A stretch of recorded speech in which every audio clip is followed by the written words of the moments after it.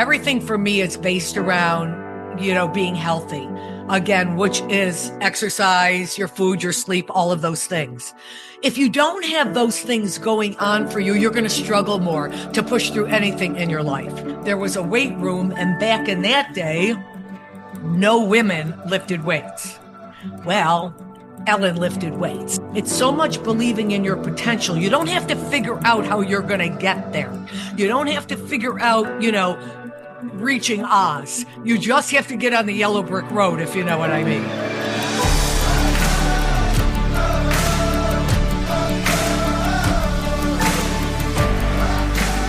Hey, and welcome to the Living Richly podcast.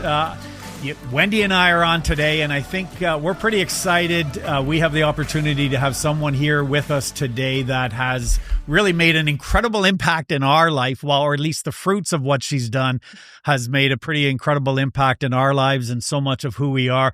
Ellen, you are here. Ellen Latham, who is the founder of Orange Theory Fitness, the gym in which Wendy and I met. We got engaged there. We got married there. Our whole lives are wrapped up in this orange. Right. And he's still trying to perfect his tricep push-ups, but we're getting there. I'm not quite where the head coach is. We're working on the coaching on that. So Ellen, welcome. So great to have you here. My pleasure. So excited. And especially being that you're such a fabulous story in regard to the two of you finding all this orange love. We even had orange flowers at the wedding just to celebrate that. And but we really want to get to know you and have our audience get a chance to get to know you, because you've got an incredible story, and a story that fits so beautifully into the message of living richly, of living your best life. So we know that Orange Theory Fitness it's been continually rated one of the top franchises, top gyms. You've done some incredible things there in building that out. But let's talk about Ellen pre-Orange Theory. So who was Ellen before Orange Theory existed? Well, okay. So my father was a phys ed teacher and football coach at my local high school. So I grew up with the whole thought process of physicality and sports and movement being, something that I'm one of four children, all four of us, indulged in a positive way. And so my father, what do they say? The first man you fall in love with in your life is your father. Well, that absolutely happened with me. So he was just my mentor, my everything. And I wanted to do what he did. So when I graduated from high school, I went and got my bachelor's degree in physical education and my master's in exercise physiology at the State University of Buffalo in New York. And I thought that that's what I was going to do. What he did was teach phys ed and coach on the side, because he coached football and track on the side. I started in that, but when I graduated from college, that's when everyone was going into teaching as a profession. So jobs weren't plentiful. So I struggled with getting a full-time job. So I ended up working at a YMCA. And I actually became the first female director of that YMCA. I mean, this was where the top floors, like, men lived. This was, kind of crazy. And I loved it. I absolutely loved working in that kind of fitness sector. And now, mind you, we're going back many decades, and this is when fitness isn't what it is today. But funny enough, there was a weight room, and back in that day, no women lifted weights. Well, Ellen lifted weights. So I laugh now with everything about strength and weight training. And is this something new? And I'm laughing because I'm going, gee, I've been doing it for 4.5 decades. I was like, this is nothing new. It's an important aspect of training, which is an important aspect of our workouts. So it's always just been in my life. What was that like for you when you became the director there? To your point, this was you were breaking in ground there. What was the response or the feedback from your peers and others? Were they looking at you saying, "Way to go, Ellen," or were they looking at you going, "Why is there a woman in this role?" And how did you respond to how they were? Yeah. Now, mind you, women did come to it. Wasn't just men that came to the YMCA. So what I ended up doing is bringing a whole woman population to this. And I was teaching aerobics, and, that's when I guess we called it slimnastics and all kinds of workouts we were doing with groups of women. And I built this pretty darn good women population at this YMCA. So as far as my boss and the area YMCA directors, they kind of loved it because it was like, whoa, she's bringing something to this. Yeah, you had to, build a pretty thick skin walking around there because you're getting looks from these guys who are playing racquetball, and you're in their weightlifting space. But that was good thick skin that I started nice and early. I love that. I love that. As you kind of, worked through that, Ellen, would you say, when was that kind of moment in your life when you just felt connected to the idea of helping people transform and living their best life? I have always loved group fitness. That has just always been my forte. I'd love to take a group, and mainly it was women, and really see them, not just physical changes, but emotional, mental, when you talk about spiritual changes, that they really found something that made them feel better about themselves. And they talked to me about that, and it helped them get through things in life. And I said, wow, this is so gratifying. This filled my soul, filled my heart. And I said, this is what I want to do. Moving forward a little bit, you're in your 40s, which is often a time when people are kind of looking and wondering and guessing, and wrestling with their identity and who they are. You're quite successful, and the rug gets pulled out from under you. For a lot of people, that could have broken them. Yeah. So at that time, I had moved to Florida, and I was working in Miami Beach at the top. I mean, I had built little by little up to working as the exercise physiologist spa director at this top spa. I was doing fitness tips on the news. I was writing for the Miami Herald. Fox News would come in and do special features with me. New York City, soap opera stars would come down for a week of boot camps with me and my staff. I mean, I was flying. I was just like, let her fly free and she's going to take off. And these environments allowed me to do that. And this was a private ownership, this property. And they were looking to, make some shifts. And I had gotten to a point that I was making very, very good money there. And, I wanted to flap my wings more, and they wanted to keep my wings very tight to my side. And so there was this little kind of struggle going on, and they basically said, we need to part ways. I wasn't expecting that. But, and this is a perfect example for everyone, it was the best thing that ever happened in my life. Not at the moment, being I was a single parent of a 9-year-old son, and I really was challenged the next morning on what my next move was going to be. But as, of course, you look back now, those scary moments, those uncomfortable moments, like we even talk about in our workout, can be the best moments that, have happened to you. Yeah. And I think for anyone who's been on that side of the table, having lost their job. I come from a human resources background on the people and labor relations side. And I remember same thing. I felt like, oh, this is everything I've known.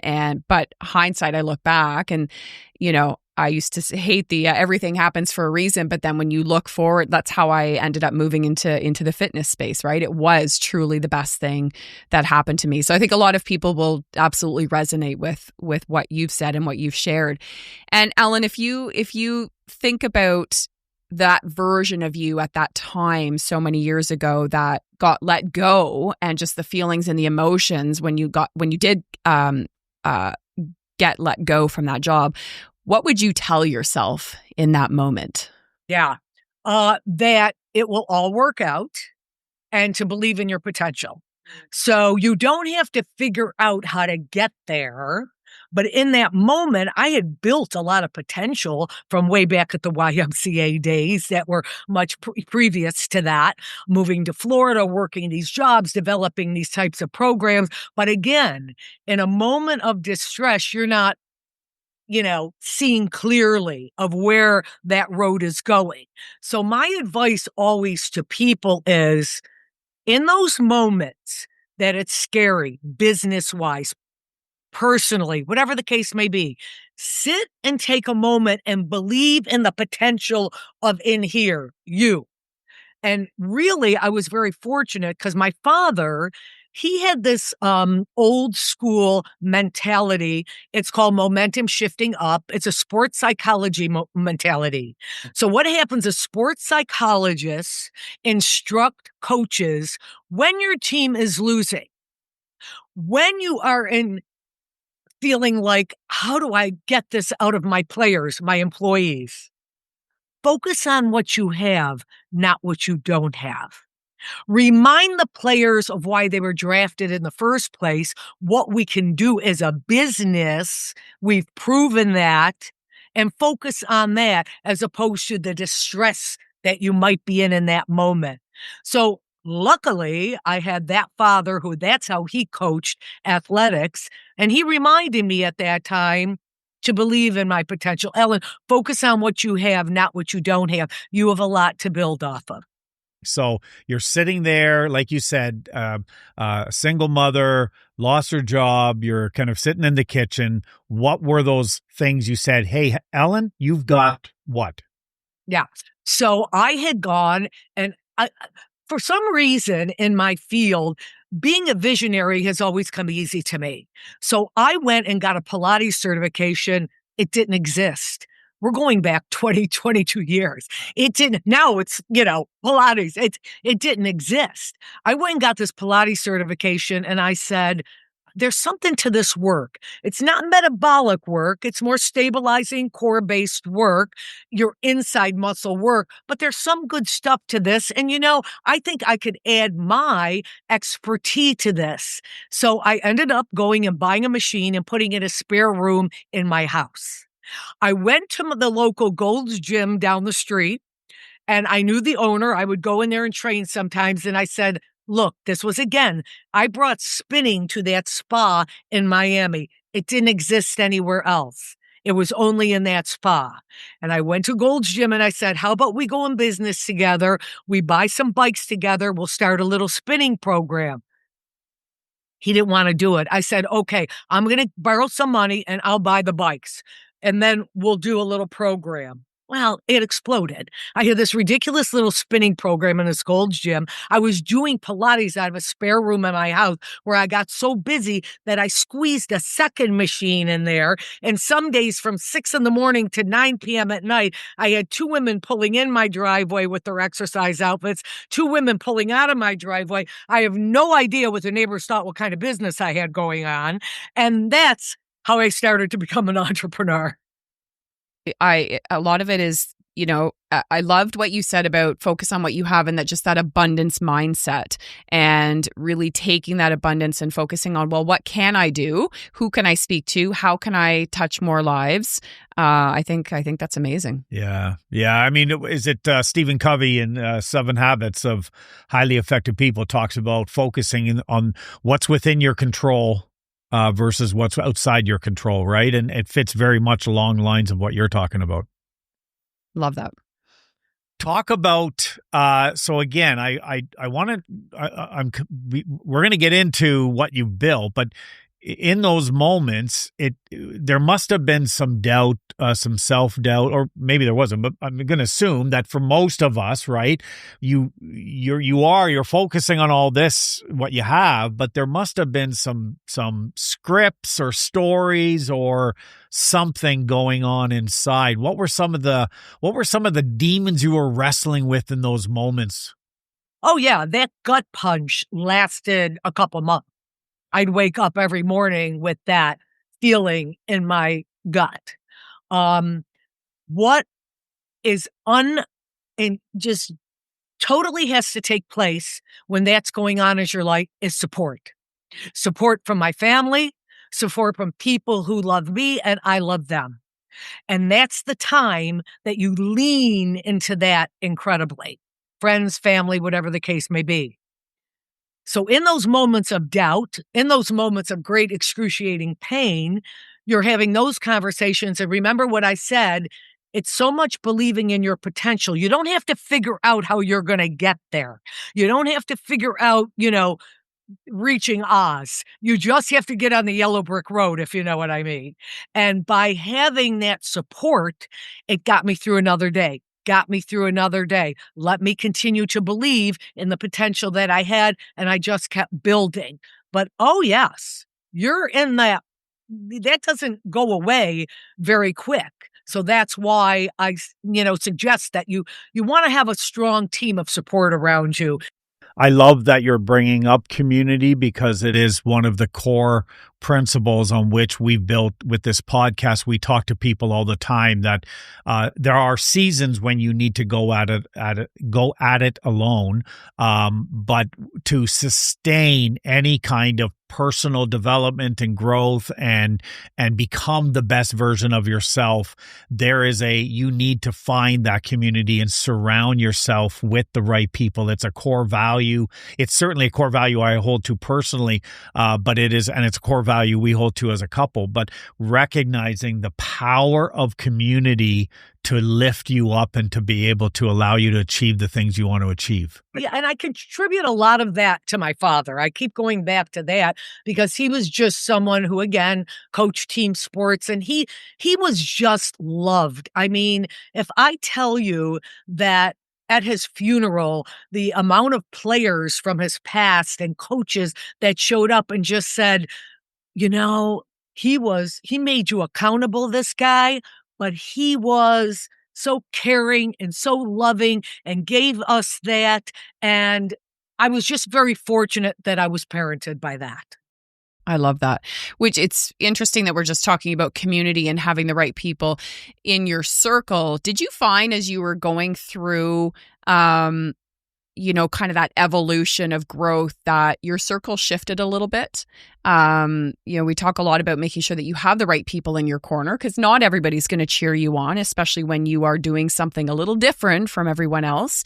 Did you find that your circle shifted at all, or that you had to kind of let go of some people that maybe weren't, maybe in your life at the right time in that season of growth? I think they end up fading away because, it just like, I don't entertain it. I'm pretty like my father, pretty, direct and, I know what I want. I know how to, go after it. I don't fear working hard, and I need those kind of people around me.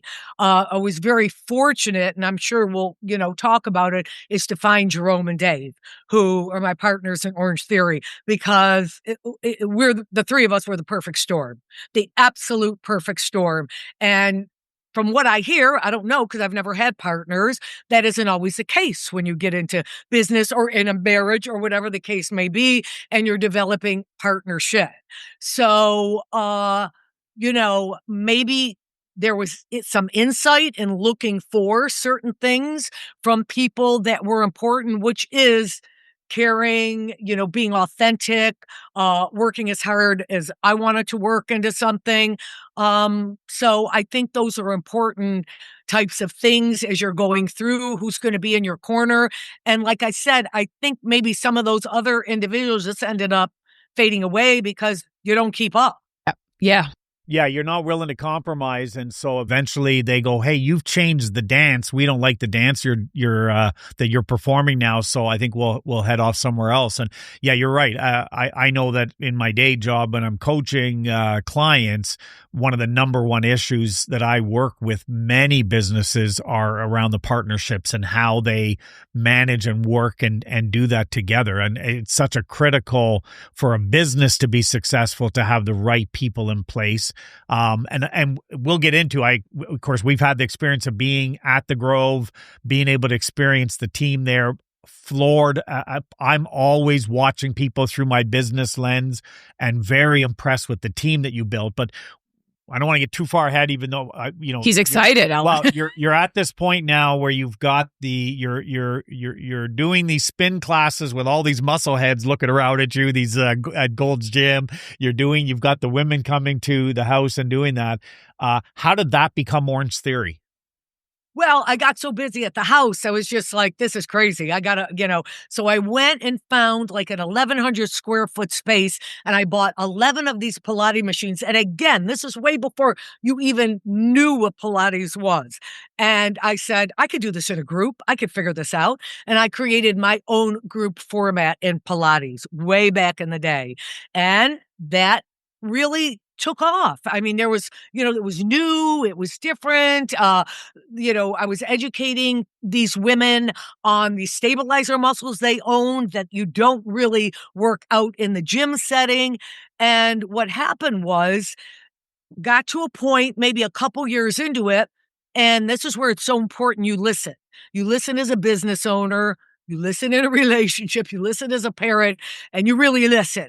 And I heard my members saying to me, we love what you are doing here with us, Ellen, but there's no metabolic work to it. There's no fat burning work to it. We're running around the park, jogging, we're working with personal trainers, we're taking spin classes, and we're still not real jived as to, the kind of metabolic work that can truly change this body. Can you come up with something? And that is why I created the foundation of Orange Theory Fitness. It was not to be the next big thing in fitness. It was to solve a problem for my Pilates women population.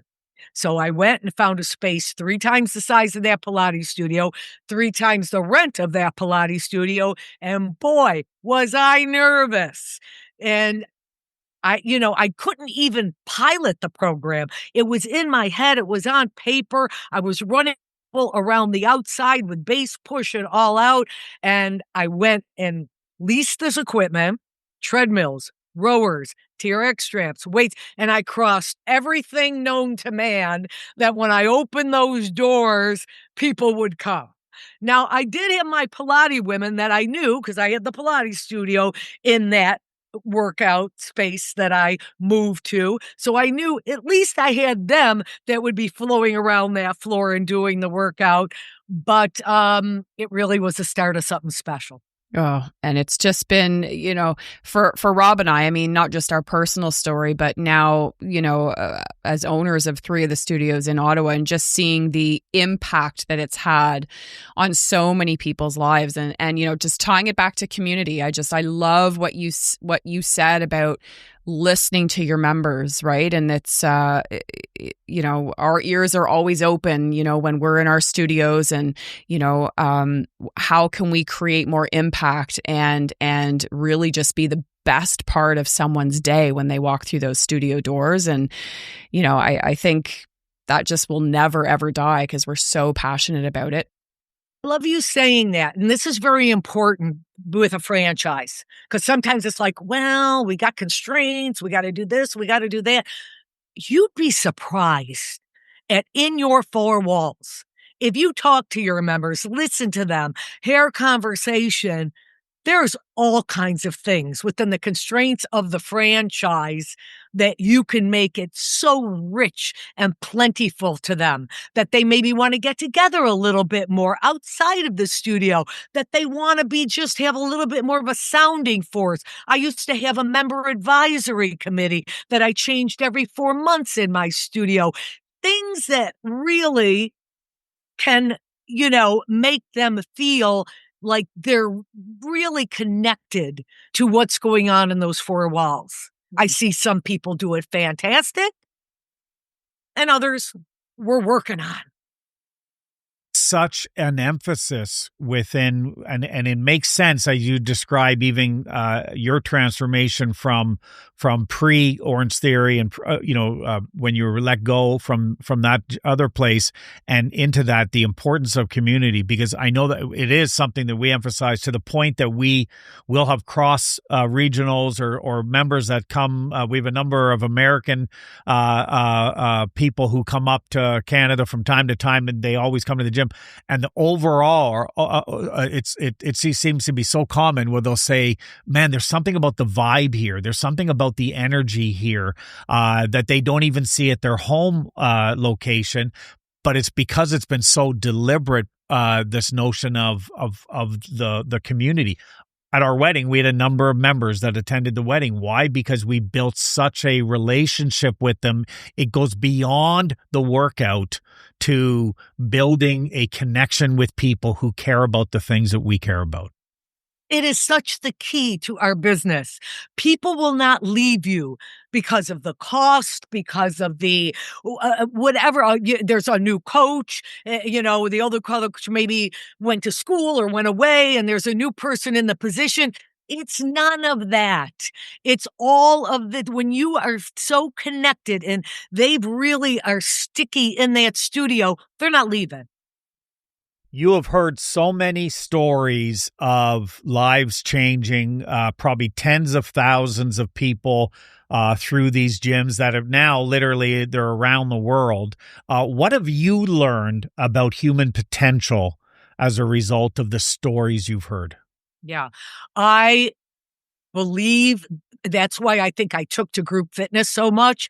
There's something so special about people in a group in an uncomfortable situation, which may be someone new to working out, someone pushing themselves a little harder than they're used to. These uncomfortable moments when you've cultivated, and that coach is so great to keep that group, just feeling so great that I'm next to Joe, who's running at 10 miles an hour, and I'm never going to be that. But boy, do I love Joe's energy to the left of me. And all of this kind of dynamics that a group of people, if a coach and an owner knows how to cultivate that so well, it's just incredible what happens with that person physically, like I said, mentally, emotionally. Where can you get all of that tapped into within an hour? What has Ellen learned about herself over the last, let's say, 10, 15 years? Orange Theory is now going successful. You're, of course, continuing to reinvent yourself and to do even more. What have you learned about yourself and your potential? Yeah, it's very interesting. I grew up in I was born in 56. I'm going to be 69 years old in a couple months. I grew up in a different, time for women. And, I think that what I've really learned about myself is that, I had a lot more than maybe I believed in myself. It's this whole power of believing in yourself. And maybe a man can't really relate to this in the sense of you grow up differently, especially if you're a little later. Maybe it's different now for my granddaughters, but from where I was coming from in the late 50s, 60s, 70s, and, to be able to, get into big business, to do big things, to have this creative sense in my brain that I created something that really is clicking for people in the sense of their physical fitness, finding a home, finding hope with putting fitness in their life. These are big, big things that if you would have asked me way, way back, I would have felt insecure that I don't think, I don't know. But no, I know I have a master's degree. I know I've done this. I know I have every certification known to man because that's just what I do. But there's still that kind of thread of, I don't know. So I think where I sit now, going to be climbing into my 70s soon, is that, okay, girl, we're we're good. We're good. And I think I still have some more to go. So hopefully I'm doing everything correct in, anti-aging, that I can still carry on, because I've got things I still have to do. I'm 57, and I just pray, hope, whatever that I can have 10% the energy that you have when in another 13 years from now. Yeah. Yeah. I love it. Ellen, we've talked a lot about just seeing, the people that walk through our doors in the studios, globally. Have you seen and, it might be hard to narrow it down to just one, because I'm sure you've seen a lot, but have you seen a moment in a studio where someone's transformation wasn't just physical, but something deeper? Like, is there a specific story that sticks with you?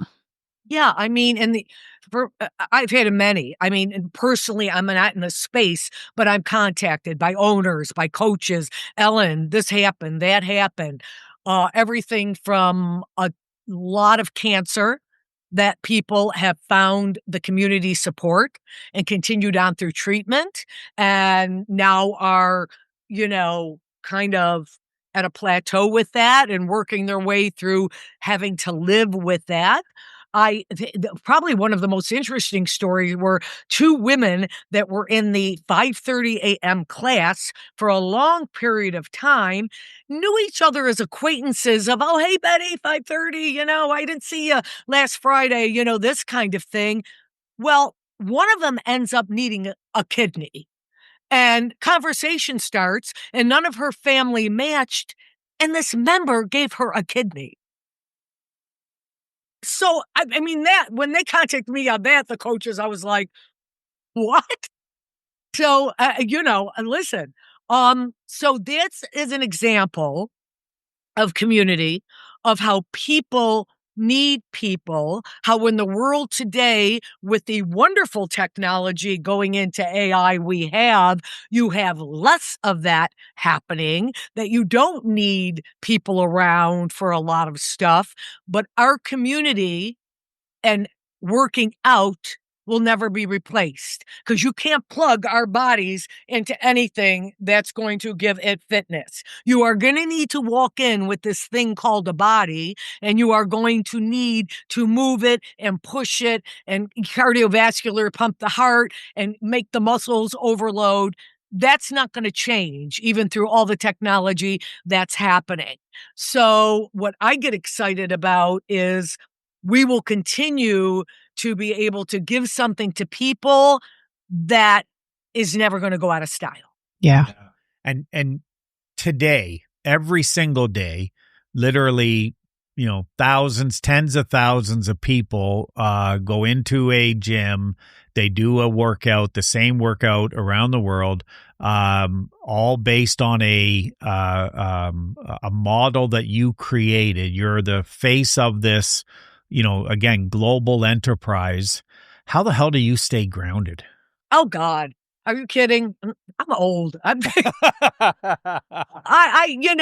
Listen, don't forget, I started Orange Theory with Dave and Jerome. I was 54 years old. So I lived 54 years being very grounded in the sense of, I think I made $20,000 a year for like 3 decades, okay? But I wasn't going to get out of fitness, because this was my passion. This is what I'm going to do. I'm going to figure out a way to make a living at it, pay my bills, so on and so forth. So, I don't know.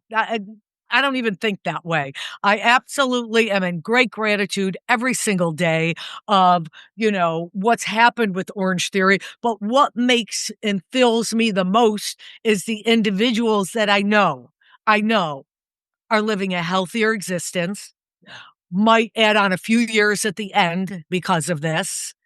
Because as we know, VO2 max is what you get from cardio intervals, is the number one indicator of longevity. VO2 max. That's why when you go to your doctor, they do a stress test on a treadmill, because it's an indicator of longevity. Muscle work is an indicator of how well you're going to live.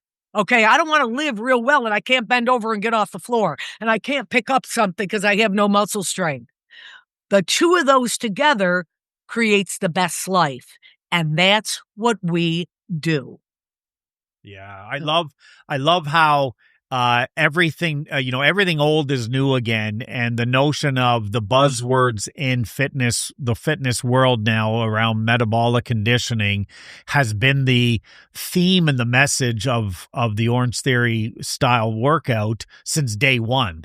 And there's been a lot of fads and a lot of other things that have come and gone since then. And here we are back with science and medical and everyone saying, if you want to live a long and healthy and, good life, metabolic conditioning. And it's like, yep. Yeah, that's why I love the multivitamin, and I use that all the time when I'm talking to people in interviews or people, what exactly is your workout? I cut to the chase. You take a multivitamin, it's got everything you need. That's what this workout's going to give you. Now, you want some more flexibility? You added a yoga class. You want a little bit more bulk? You add a low-cost gym and you go lift heavy. You want to add more core work, stabilizer muscles? Then you take a Pilates class. Those are individual vitamins, vitamin A, vitamin K, just like how we take an individual vitamin additionally to the multi if we need it. But what we have is the multivitamin. And I love that language. It's funny you said that, because that was going to be my next thing. Is that's what we say in our studios when we have members that come in for the first time, and they're nervous about coming in for the first time. They don't know what to expect. Like, as humans, we're so conditioned to be comfortable with the space that we're in, and we resist change. So, when people walk into the doors for the first time, they don't know what to expect. And the way, I hear our staff say it, we say it all the time. It's, you just said, you're multivitamin to living a more vibrant life and adding more life to your days. And you know what I do when because I could sense a very fearful person, and maybe they didn't walk into the space, but I'm talking to them out in public or whatever. I don't think that's for me. I tell them, you know what? You just come in 10 minutes and leave. You do not even have to stay the whole hour. No one's come in and stay 10 minutes. I say, come in 10, 15 minutes. And if you feel that's enough for you, come another day, 10, 15 minutes. And if you feel, I can't even tell you how many people I've said that to over the last 15 years. And I've been contacted back and said, Ellen, I went in and I told the coach and the desk person, like you told them, Ellen said I can stay 15 minutes. And I stayed the whole hour, Ellen, and I joined. You got to cut to the chase with this fear aspect, because it's real. I want to get back to a part of how you kind of just your life is and the things that you do. We're big believers in daily rituals, whatever those might be. They're different for different people, but try to staying grounded within our values. When things get really noisy or overwhelming for you, and I can only imagine it must, the demands on your time and your energy, how do you stay connected to your values?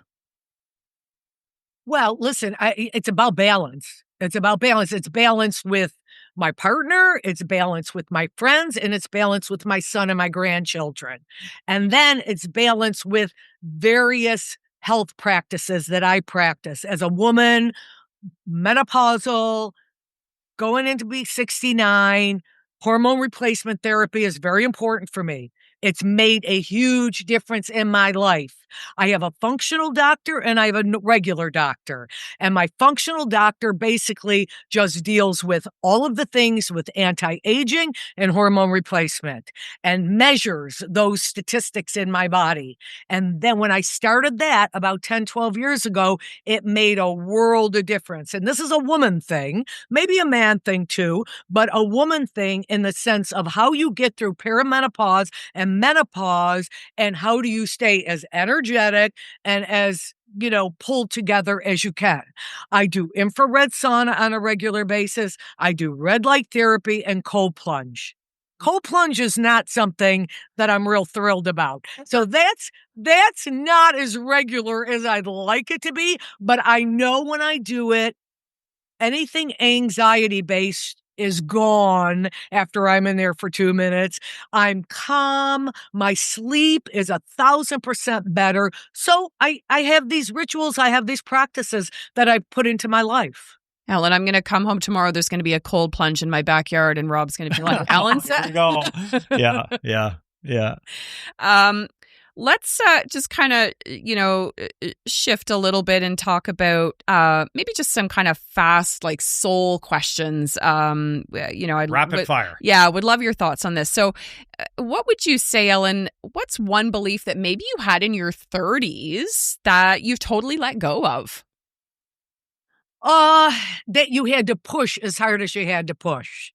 Physically, in my 30s, I'm doing triathlons. I'm doing 10K runs every week. I'm like, into this whole push harder, push harder, push harder.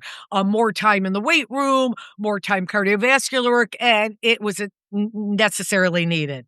And as I became more educated and went through the decades, this is what everyone has to pay attention to.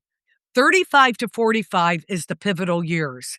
These are the years that if you do not have a regular exercise program, your 50s, 60s, and 70s are going to be very tough. That's why I talk about the multivitamin of our workout. And this is what I talk about with people. And it's tough in your 35 to 45. You're raising families. You're maybe in your careers.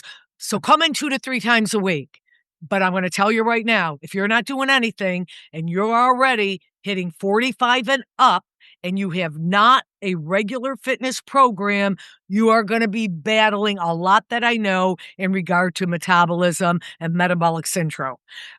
So I would say, Ellen, you didn't probably need to push as much, but that will balance out, which it did during those later years. I appreciate Peter Attila's book, Outlive. I don't know if you're familiar with it, but he talks about, he's a longevity guy, a doctor, and this fascinating book. But he talks about that if you want to figure out where you need to be fitness-wise today, figure out what you want when you're 90 or when you're 80, and then backtrack it. And it's a much more effective way of seeing that, because you're right. Listen, I'm 57, and if I'm sitting on a rower and beside me is some 26-year-old punk, I'm like determined I'm going to beat that guy on the 500-meter row, right? And now I'm a tall guy, so I might come close. But the reality is that if I'm trying to compete against him with all of what he has,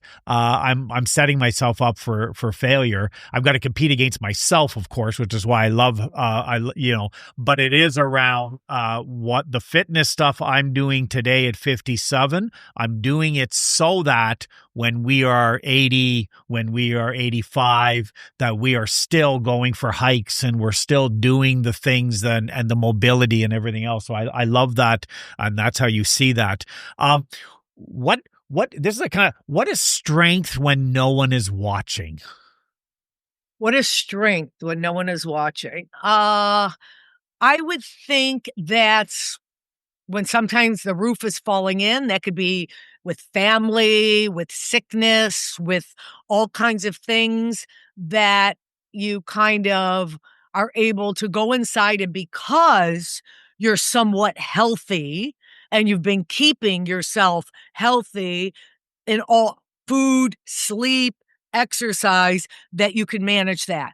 My partner, we've been together 25 years, so I guess we call each other husband and wife. So my husband, Nick, found out he had cancer last August, and the roof kind of falls in. And I just pull up the bootstraps, and thank God I was healthy enough, fit enough to push through the challenge of someone that close and someone that you love that much going through a life or death experience. Luckily, he's come out of it great. He's clear as a whistle right now. Of course, we have to continue to monitor that over the next years, but that's a perfect example. If I was unhealthy and something tragic happens in your life, how are you going to be there for someone else? Yep. Yeah. Well, I'm so glad to hear that he's doing well, and that is you're right, that's a wonderful way to describe strength when no one is watching. We're almost near the end of our time. It's amazing how it flies by here. What's next for Ellen? I know you're right. You're in the beginning. You've written a book. You've already got a book. We'll put the link in the show notes for those that want to order a copy of it. But you've written a book which is really your story. But what's next for Ellen? So a couple of months ago, I was approached by a university professor in Miami who teaches master students in business administration.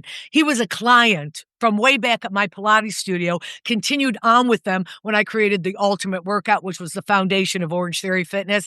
And he approached me and said, listen, I love how you lead group fitness. I see how you led your employees at your studio. I've been asked to write a leadership book through the university. Would you co-author this with me?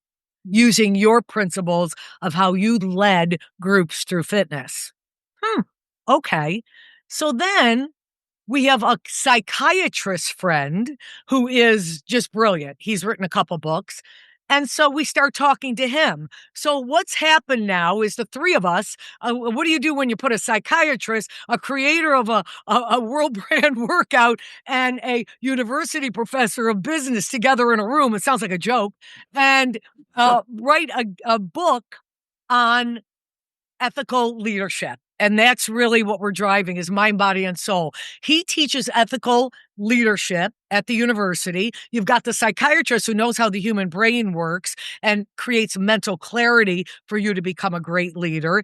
And then just my experience leading individuals in successful fitness and in business. So we're already starting the wheels turning, real excited about it. Think we have a little different approach. As you know, what you're doing in leadership, no one becomes a great leader by just osmosis, okay? You don't really, all of a sudden, you're managing people, you own a business, or you're a parent, you're leading people when you parent children, and no one's giving you really great conceptual information of how to do that unless you're like me and I got 50 books with the word leadership in my library at home.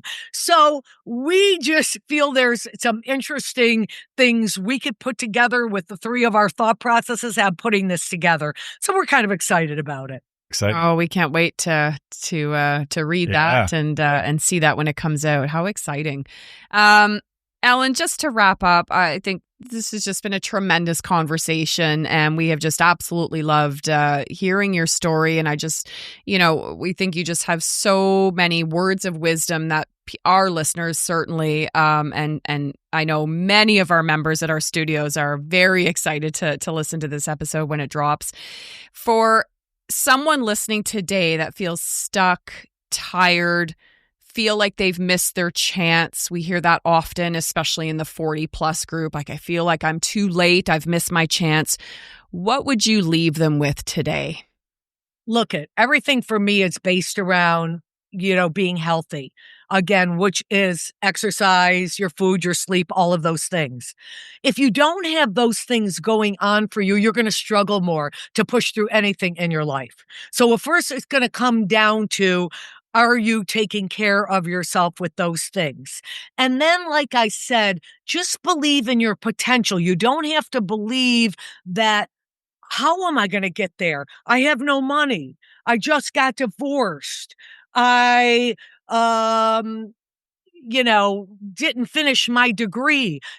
You don't have to figure out the end yet. You just have to say, have I prepped enough in the work, mind, body, and soul that we just talked about, as well as whatever that challenge is you want to go for, owning a business, rising the ranks in your job.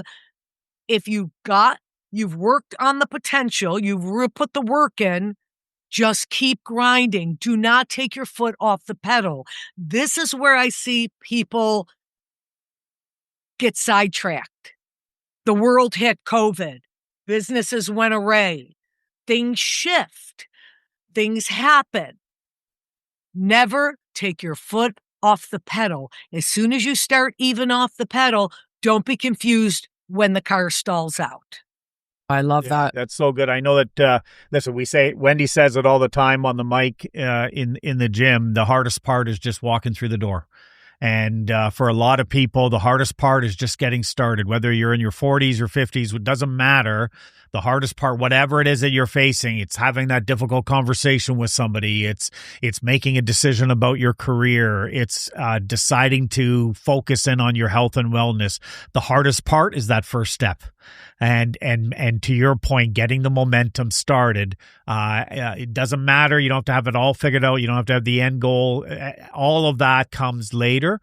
First step is just taking that first step. Absolutely. And for anyone who's not exercising regularly, my message to you is please feel that you're worthwhile enough to create the financial and time investment in yourself.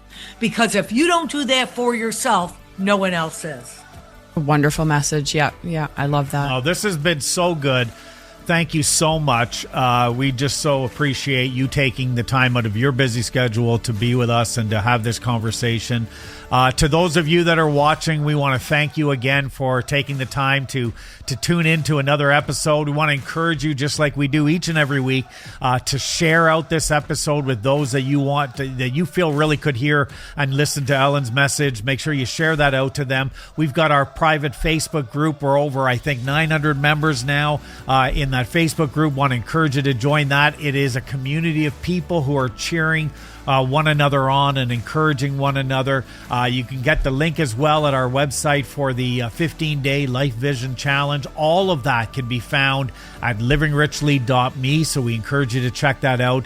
Until next time, get out there and live your best life.